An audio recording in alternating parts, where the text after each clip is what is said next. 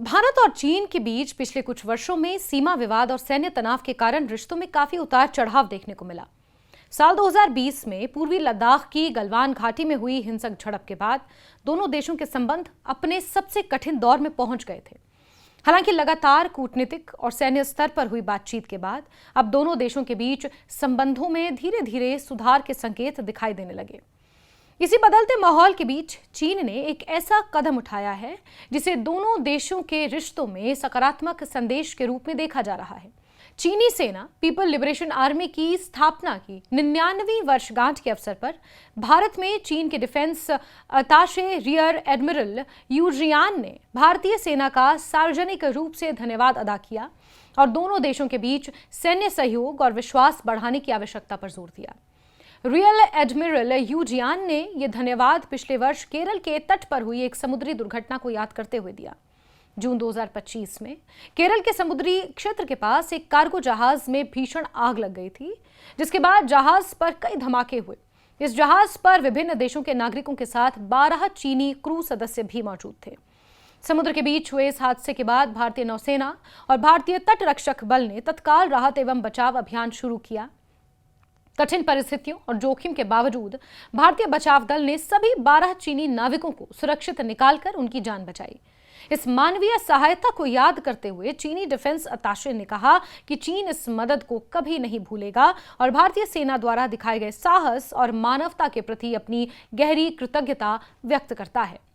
Peoples liberation army की वर्षगांठ पर आयोजित कार्यक्रम में बोलते हुए यू जियान ने कहा कि चीन और भारत केवल पड़ोसी देश ही नहीं बल्कि दुनिया की दो सबसे बड़ी विकासशील अर्थव्यवस्थाएं भी हैं। उन्होंने कहा कि दोनों देश इस समय आर्थिक विकास, तकनीकी प्रगति और वैश्विक बदलाव के महत्वपूर्ण दौर से गुजर रहे हैं। ऐसे समय में दोनों देशों के बीच स्थिर और सकारात्मक संबंध न केवल एशिया बल्कि पूरी दुनिया के लिए महत्वपूर्ण है। उन्होंने विश्वास व्यक्त किया कि दोनों देशों के शीर्ष नेताओं के रणनीतिक मार्गदर्शन से भारत चीन संबंध एक बार फिर सुधार और विकास की सही दिशा में आगे बढ़ रहे हैं। यू जियान ने अपने संबोधन में कहा कि चीन पिछले वर्ष भारतीय सेना द्वारा दिखाई गई मानवीय संवेदनशीलता को कभी नहीं भूलेगा। उन्होंने कहा कि समुद्री दुर्घटना के समय भारतीय सुरक्षा बलों ने बिना किसी भेदभाव के संकट में फंसे चीनी नागरिकों की जान बचाने के लिए पूरी तत्परता से अभियान चलाया।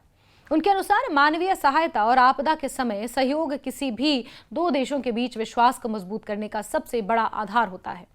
उन्होंने कहा कि ऐसे कार्य ये साबित करते हैं कि राजनीतिक मतभेदों के बावजूद दोनों देशों के बीच सहयोग और मानवता की भावना हमेशा कायम रह सकती है। चीनी डिफेंस अताशे ने अपने संबोधन में संयुक्त राष्ट्र के शांति अभियानों का भी उल्लेख किया। उन्होंने ये कहा कि भारत और चीन दोनों लंबे समय से संयुक्त राष्ट्र के विभिन्न शांति मिशनों में सक्रिय भूमिका निभाते रहे हैं। दोनों देशों के सैनिकों ने दुनिया के कई संघर्षग्रस्त क्षेत्रों में शांति स्थापित करने के लिए महत्वपूर्ण योगदान दिया है और कई मौकों पर अपने प्राणों की आहुति भी दी है।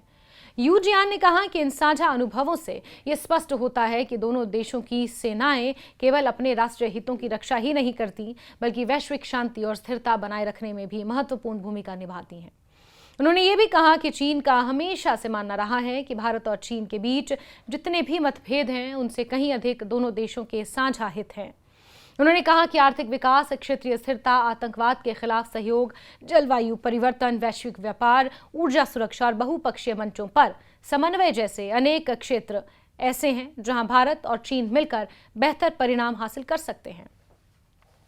उन्होंने कहा था कि यदि दोनों देश मतभेदों को बातचीत के माध्यम से सुलझाने का प्रयास करें तो सहयोग की संभावनाएं और ज्यादा मजबूत हो सकती हैं। रियर एडमिरल यू जियान ने भारत के साथ सैन्य स्तर पर संवाद और सहयोग बढ़ाने की चीन की इच्छा भी व्यक्त की। उन्होंने कहा कि चीन भारतीय पक्ष के साथ राजनयिक और सैन्य चैनलों के माध्यम से लगातार बातचीत जारी रखना चाहता है। उनका मानना है कि नियमित संवाद से गलत फहमियां कम होती हैं, आपसी विश्वास बढ़ता है, सीमा पर शांति बनाए रखने में मदद मिलती है। उन्होंने कहा कि दोनों देशों की सेनाओं के बीच बेहतर संचार व्यवस्था, विश्वास निर्माण के उपाय भविष्य में किसी भी प्रकार के तनाव को कम करने में सहायता मिलती है। उन्होंने अपने संबोधन में यह भी कहा कि चीन भारत के साथ मिलकर ऐसे प्रयास करना चाहता है जिनसे दोनों देशों के लोगों की भलाई सुनिश्चित हो सके। उनका कहना था कि जब दो बड़े पड़ोसी देश सहयोग की भावना से आगे बढ़ते हैं तो इसका लाभ केवल दोनों देशों को ही नहीं बल्कि पूरे क्षेत्र को मिलता है। उन्होंने अंत में भारत चीन संबंधों में लगातार सुधार की कामना करते हुए आशा व्यक्त की कि आने वाले समय में दोनों देशों के बीच सहयोग और अधिक मजबूत होगा। चीन की ओर से आया ये बयान ऐसे समय में सामने आया है जब पिछले कुछ महीनों से भारत और चीन के बीच संबंधों में सकारात्मक बदलाव देखने को मिल रहा है। प्रधानमंत्री मोदी और चीन के राष्ट्रपति शी जिनपिंग के बीच विभिन्न अंतर्राष्ट्रीय मंचों पर हुई मुलाकातों ने दोनों देशों के बीच संवाद को नई गति दी है। इन बैठकों के बाद दोनों देशों के विदेश मंत्रालयों, राष्ट्रीय सुरक्षा सलाहकारों, सैन्य अधिकारियों के बीच कई दौर की बातचीत हुई। इन वार्ताओं का उद्देश्य सीमा विवाद को शांतिपूर्ण तरीके से सुलझाना, तनाव कम करना और द्विपक्षीय संबंधों को सामान्य दिशा में आगे बढ़ाना रहा।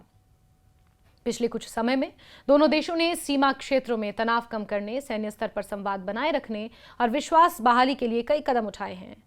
सीमा विवाद पूरी तरह से समाप्त नहीं हुआ है, फिर भी दोनों पक्ष इस बात पर सहमत दिखाई देते हैं कि मतभेदों को संघर्ष का कारण बनने देने के बजाय बातचीत और कूटनीति के माध्यम से समाधान खोजा जाना चाहिए।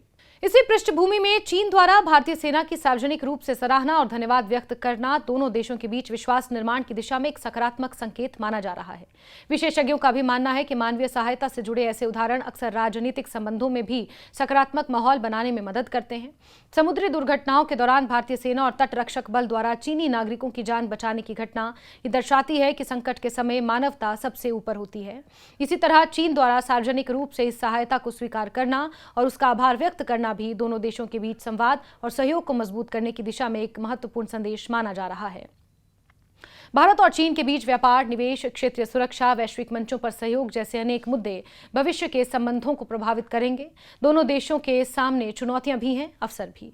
ऐसे में चीनी सेना की वर्षगांठ के अवसर पर भारत के प्रति व्यक्त किया गया यह धन्यवाद केवल एक औपचारिक बयान नहीं माना जा रहा, बल्कि इसे द्विपक्षीय संबंधों में बढ़ते विश्वास, सकारात्मक संवाद और भविष्य में सहयोग की संभावनाओं को मजबूत करने वाले संकेत के रूप में देखा जा रहा है।